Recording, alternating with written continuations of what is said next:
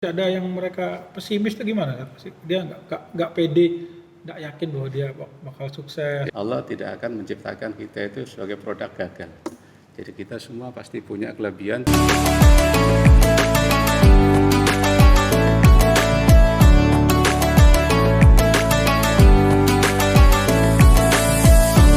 Assalamualaikum warahmatullahi wabarakatuh. Sahabat AMI TV yang berbahagia, alhamdulillah pada kesempatan kali ini kita bisa duduk dalam program. Insya Allah kita akan menampilkan profil-profil dari guru-guru SMP, SMA Al-Ma'hadul Islami Yapi. Kita akan coba gali dari guru-guru kita, bagaimana profil mereka, kemudian juga bagaimana penemuan-penemuan mereka, dan juga tip-tip sukses yang akan kita gali dari guru-guru SMP SMA Al-Ma'hadul Islami. Alhamdulillah pada kesempatan kali ini kita bisa kedatangan tamu istimewa. Langsung insya Allah program ini adalah perdana. Kita awali dengan kita menggali profil dari Al-Ustadz Dr. Abdul Mukmin MPDI, yaitu beliau adalah Kepala Sekolah SMP Al-Ma'hadul Islami Yapi Bangil. Gimana kabarnya Ustaz? Alhamdulillahirabbil alamin. Sehat walafiat. Semoga sehat selalu Ustaz ya. Alhamdulillah. Insya Allah kita akan banyak menggali dari beliau tentang banyak hal. Mudah-mudahan apa yang kita tampilkan di sini bermanfaat bagi sahabat AMI TV semua. Yang pertama Ustaz, bisa dijelaskan tentang profil dari Ustaz, mungkin bisa dijelaskan Ustaz, biar para sahabat AMI TV bisa mengetahui. Ya, terima kasih. Sebelumnya saya ucapkan Assalamualaikum warahmatullahi wabarakatuh. Waalaikumsalam warahmatullahi wabarakatuh. Saya berasal dari Indramayu, kota kecil di Jawa Barat. Kelahiran tahun 1970, 1 Agustus 1970, tepatnya di Desa Segeran, Kecamatan Juntunyuat, Kabupaten Indramayu. Kemudian pada tahun 1986 saya merantau ke Bangil dan mondok di Yapi ini, di atas asuhan Ustadz Husain Al-Habsyi, sampai pada tahun 89 kalau nggak salah, 89 saya diutus oleh Ustadz Husain Al-Habsyi untuk ke Ambon mengajar di sana. Kemudian di tahun 92 saya kembali lagi di sini dan mengajar di API sampai sekarang ini. Kemudian saya melanjutkan S1-nya di STAI Pancawahana Bangil pada tahun berapa itu, 94 kalau nggak salah, 94, 95 saya kawin, kemudian 98 selesai. Kemudian S2-nya di IAIN Sunan Ampel Surabaya, dulu masih IAIN, sekarang sudah UINSA, itu pada tahun 2000 sampai 2002. Kemudian S3-nya di UIN Malang mulai 2010 sampai 2017 kalau nggak salah. Berarti antum ini adalah produk asli dari Yapi saja, artinya dari kecil kemudian melanjutkan pendidikan sampai S3 adalah dari Yapi saja. Iya. Jadi secara umum basic saya dari pondokan. Tapi ya sambil kuliah tadi. Ada kesulitan selama proses itu ketika dari sampai ke S3? Alhamdulillah tidak ada.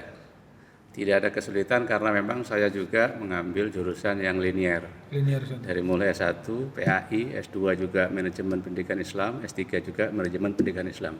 Jadi tidak ada kesulitan karena yang saya ambil jurusannya agama, manajemen pendidikan agama. Jadi bahasa Arab sangat mendukung sekali, di samping ya sedikit bahasa Inggris juga. Kan banyak orang mengatakan bahwa dari pesantren biasanya ke kampus itu sulit dan sebagainya, ternyata antum bisa melewati dengan baik saja. Ya alhamdulillah. Kan tergantung orangnya. Jadi orang kalau dia bisa ya insya Allah bisa, tapi kalau menganggap sulit ya sulit. Kemudian selama proses pendidikan itu bisa dijelaskan ada penemuan-penemuan apa yang antum bisa dapatkan mungkin dari pendidikan antum ini? Iya, dari S3 ya, mungkin kalau di S1 tidak terlalu karena memang masih memahami teori. S2 juga masih mengambil banyak teori-teori aja. Di S3 baru kita mengadakan penelitiannya, disertasi itu. Disertasi saya berjudul Manajemen Pembelajaran Berbasis Multiple Intelligence. Saya ingin menggali konsep multiple intelligence-nya Gartner, ya? Kemudian dikembangkan di Indonesia oleh Bapak Munif Khatib. Saya ingin menggali apakah konsep ini bisa sesuai enggak dengan konsep yang ada di kita, di Islam juga atau di Indonesia. Saya gali ternyata memang sebenarnya di Islam itu ada konsep itu. Ada Ustaz ya? Sudah ada. Jadi saya temukan bahwa konsep itu sama dengan kita berbasis fitrah, pendidikan berbasis fitrah. Jadi karena konsep multiple intelligence itu kan menggali potensi yang ada pada anak didik kita dengan 8 kecerdasan itu, bahkan 9 kecerdasan. Ternyata dalam Islam itu pendidikan itu harus berbasis dengan fitrah. Jadi berdasarkan fitrah. Dalam diri manusia itu ada beberapa fitrah yang sudah Allah berikan. Jadi Allah memberikan potensi kepada kita, ada beberapa potensi diantaranya berupa fitrah-fitrah itu. Fitrah tentang kecintaan pada Tuhan, fitrah tentang kecintaan kepada ilmu pengetahuan, fitrah tentang kecintaan kepada karakter, hal-hal yang baik ya. Jadi tentang Tuhan, tentang kebenaran, tentang kebaikan. Fitrah cinta kepada kreativitas, menciptakan sesuatu itu Allah sudah berikan sama kita. Dan yang terakhir cinta kepada hal-hal yang indah. Mungkin dalam bahasa sekarang seni ya, hal yang indah. Itu sudah ada. Sehingga seyogianya pendidikan itu berbasis itu. Dari mulai pembelajarannya semuanya harus mengarah ke sana. Jadi mengarah kepada ketuhanan, mengarah kepada pengembangan intelektualitas, mengarah kepada pengembangan akhlak dan karakter, mengarah kepada pengembangan produktivitas dan kreativitas, dan mengarah kepada pengembangan seni, keterampilan dan keindahan. Jadi itu sebenarnya sudah ada. Jadi itu mungkin yang dapat saya temukan dan sebenarnya ini suatu temuan yang kalau kita praktekkan ke anak-anak itu insya Allah cocok dengan pribadi anak-anak, dengan diri anak-anak. Tinggal bagaimana caranya itu mungkin ada teknis tersendiri. Apa ada hubungan dengan tadi yang disampaikan dengan teorinya Howard Gardner itu 8 kecerdasan? Biasanya kan di setiap manusia punya kecenderungan dia tinggi di mana, artinya kecerdasannya. Apakah di manajemen fitrah ini, pendidikan fitrah juga seperti itu? Ada artinya dia unggul di sini, atau memang semua manusia ada seperti itu? Ya, semuanya manusia ada seperti itu. Karena itu modal dasar. Tinggal mana yang dia kembangkan. Ketika dia mengembangkan pada 1-2 kecerdasan, berarti itu yang nanti akan unggul, yang akan muncul. Berarti yang lainnya masih kurang. Ya, jadi semuanya bisa dikembangkan, semuanya asal kita asah terus. Karena kecerdasannya kan harus diasah, harus dilatih. Harus diadakan kalau umpamanya kecerdasan intelektual ya berarti harus diadakan percobaan, uji coba, kemudian baru mendapatkan hasil. Jadi harus terus dilatih. Begitu juga yang lainnya. Nah, ketika yang dilatih cuma 1 berarti nanti yang muncul 1 ini. Tapi 5-5-nya bisa kita latih. 1 orang bisa memiliki 5 kecerdasan itu. Ya, jadi ada orang yang ahli cerdas di bidang spiritual, cerdas intelektual, cerdas di bidang moral, atau juga cerdas di bidang seni dan kreativitas. Tergantung bagaimana dia mengeksplor dirinya dan bagaimana lingkungan bisa mensupport, baik keluarga, sekolah, dan lingkungan masyarakat sekitarnya. Ini adalah penelitian yang luar biasa, kemudian penemuan yang luar biasa, bagaimana Ustadz Dr. Abdul Mukmin bisa memadukan teori barat, artinya teori multiple intelligence punyanya Howard Gardner, kemudian digabungkan dengan konsep pendidikan Islam, lahirlah suatu penemuan yang luar biasa, yaitu manajemen pendidikan berbasis fitrah. Kira-kira Ustadz setelah menemukan teori tersebut, kira-kira Ustadz kan sebagai kepala sekolah SMP SMA Al-Mahadul Islami Yapi Bangil, itu kontribusinya apa Ustaz kepada perkembangan dunia pendidikan di YAPI? Iya. Ya alhamdulillah di API ini sebenarnya sudah ada. Jadi pengembangan itu sudah ada, tinggal dikembangkan lebih dalam lagi. Seperti pokoknya pengembangan di bidang ketuhanan. Kita sudah di sini sudah diajarkan bagaimana kita mencintai Tuhan, bagaimana kita mengabdi kepada Tuhan dengan kegiatan-kegiatan yang sudah ada. Pengembangan di bidang intelektualitas. Kita juga di sini ada pembelajaran umum, pembelajaran diniyah, diskusi-diskusi, dan juga seminar-seminar. Itu juga dalam rangka untuk pengembangan intelektualitas anak, daya kritis anak kan gitu. Yang ketiga, pengembangan di bidang akhlak. Di sini juga kita sudah ada program-program akhlak, baik di asrama, di pondok, di sekolah, pelajaran diniyah, pelajaran umum, itu kan semua mengarah kepada ke sana, ke akhlaknya itu. Kemudian di bidang kreativitas kita di sini ada program eskul, ya kan, ada program eskul, juga ada program-program yang lain yang meningkatkan kreativitas siswa. Nah, kemudian di bidang seni juga ada, di sini ada seni-seni baik seni musik, hadroh, kemudian juga seni tarik qiraat, tentunya seni yang berdasarkan Islam. Kita mungkin di sini tidak memberikan seni-seni yang di luar Islam ya, jadi seni yang berdasarkan Islam. Nah, jadi dasar teori ini sudah diterapkan di pondok, tinggal dikembangkan bagaimana supaya lebih maksimal lagi. Saya kira itu, dan saya sejak awal sudah konsen di sini. Artinya bagaimana anak supaya kreatif, meningkatkan intelektualnya, meningkatkan kreativitasnya, meningkatkan akhlaknya, meningkatkan spiritualitasnya. Dan itu di sini insya Allah sudah tepat lah. Kan kita mengetahui Ustaz, sekolah SMP SMA Al-Mahadul Islam itu kan sekolah yang berbasis Islam dan juga mengembangkan ilmu pengetahuan dan juga terkenal dengan prestasinya yang luar biasa. Kemudian alumni-alumninya juga banyak berkiprah di berbagai bidang dan sebagainya. Apakah itu juga faktor dari upaya dari antum atau Ustadz menggabungkan teori-teori yang ada sehingga pasti menghasilkan prestasi-prestasi? Pasti ada pengaruh ya, pasti ada pengaruh. Karena kita di sini kan melatih anak-anak untuk bersikap kritis pertama. Jadi alhamdulillah anak-anak pondok ini dilatih untuk bersikap kritis. Jadi berpikir kritisnya luar biasa, dan itu sangat menjadi modal bagi dia ketika dia keluar, dia sudah tidak canggung lagi untuk kritis. Kemudian juga untuk berani berbicara depan umum.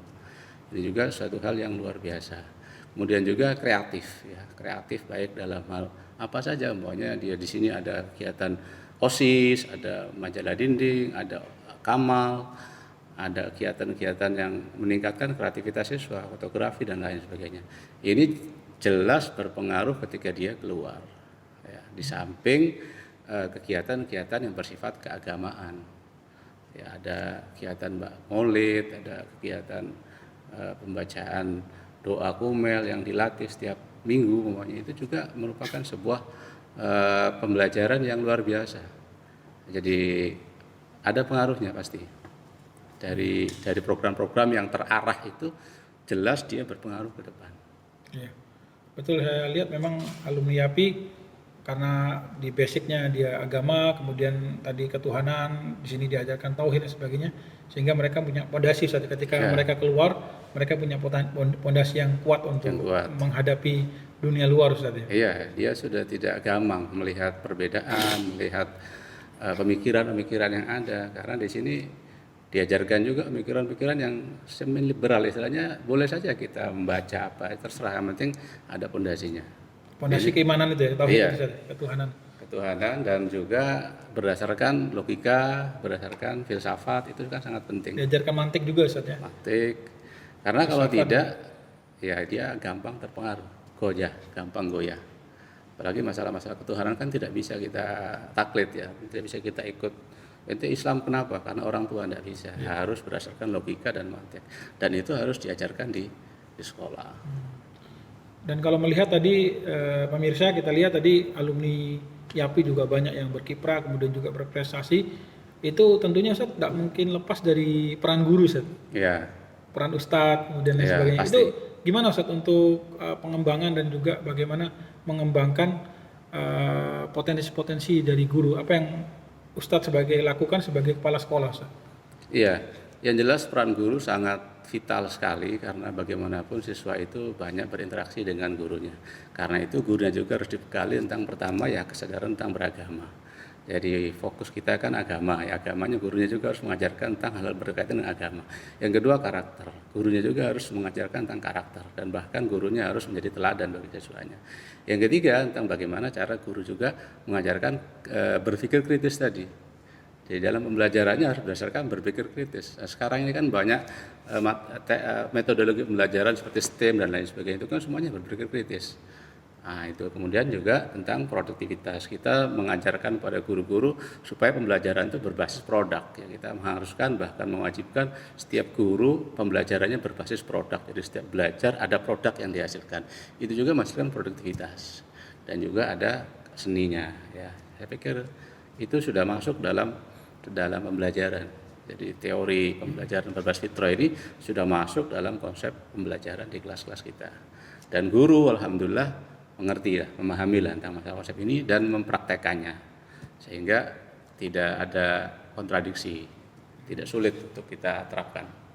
Apakah ada training khusus atau ada pelatihan khusus atau seminar khusus, workshop khusus untuk meningkatkan Ya. Guru tadi kan Ustadz bilang itu sangat vital guru dan kita lihat prestasinya itu besar itu kan pasti yang peran guru. Ya.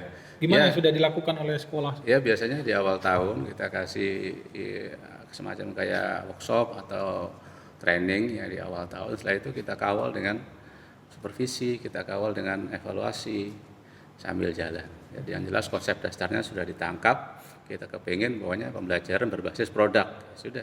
Setelah itu kita kawal dengan supervisi, ada timnya tersendiri yang awal program-program ini.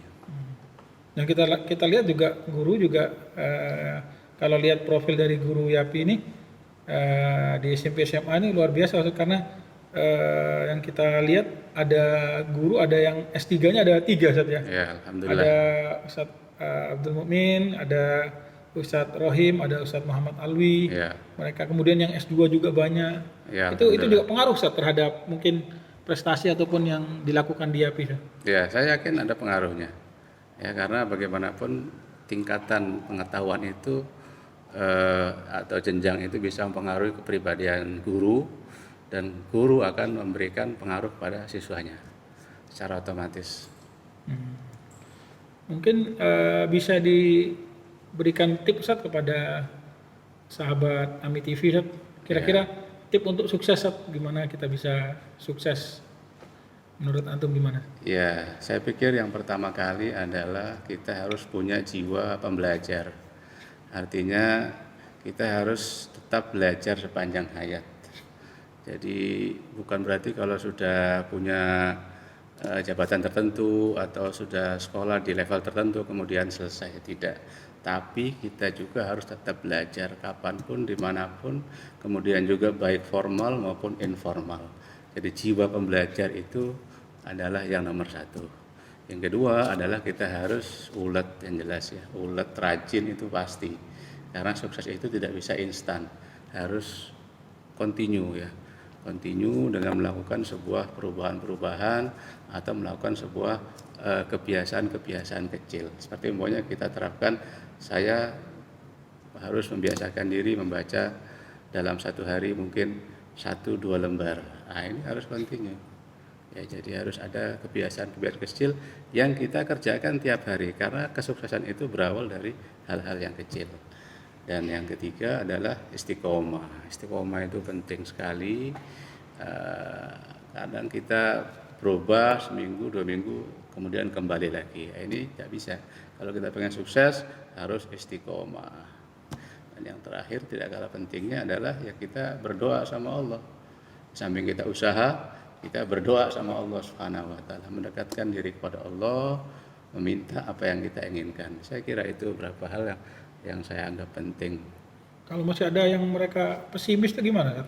Dia nggak pede, nggak yakin bahwa dia bakal sukses dan sebagainya. Itu gimana supaya pemirsa Ami TV itu ataupun sahabat Ami TV bisa punya semangat seperti Ustadz gitu? Ya harus dipahami bahwa kita itu punya kelebihan. Allah tidak akan menciptakan kita itu sebagai produk gagal. Jadi kita semua pasti punya kelebihan, punya potensi yang harus digali. Dan kita harus percaya bahwa masing-masing kita itu beda-beda, tidak bisa kita samakan. Saya seperti ini, mungkin Pak Zaid seperti itu, Pak Roji seperti itu, tidak bisa kita samakan. Jadi masing-masing punya keahlian yang berbeda-beda, sehingga harus menggali dirinya sendiri. Tidak bisa melihat orang, gali dirinya sendiri, nanti insya Allah akan keluar keahliannya. Saya kira itu. Ya, makasih, ini luar biasa.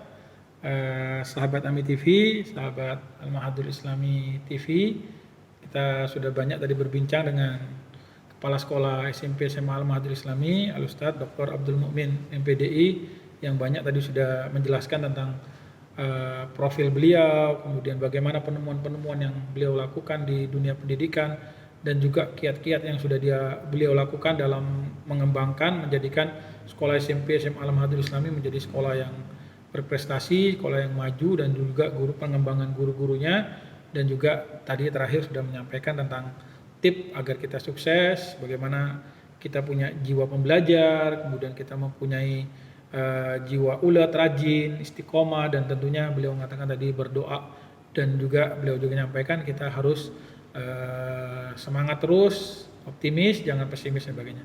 Mungkin ada kalimat terakhir Ustaz mau disampaikan Ustaz sebelum kita akhiri obrol-obrolan kita pada hari ini. Iya, saya kira sudah cukup apa yang sudah cukup ya. Iya, cukup. Ya, terima kasih untuk sahabat AMI TV.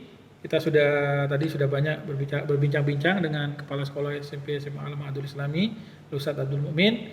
Kami ucapkan terima kasih atas perhatiannya. Wassalamualaikum warahmatullahi wabarakatuh.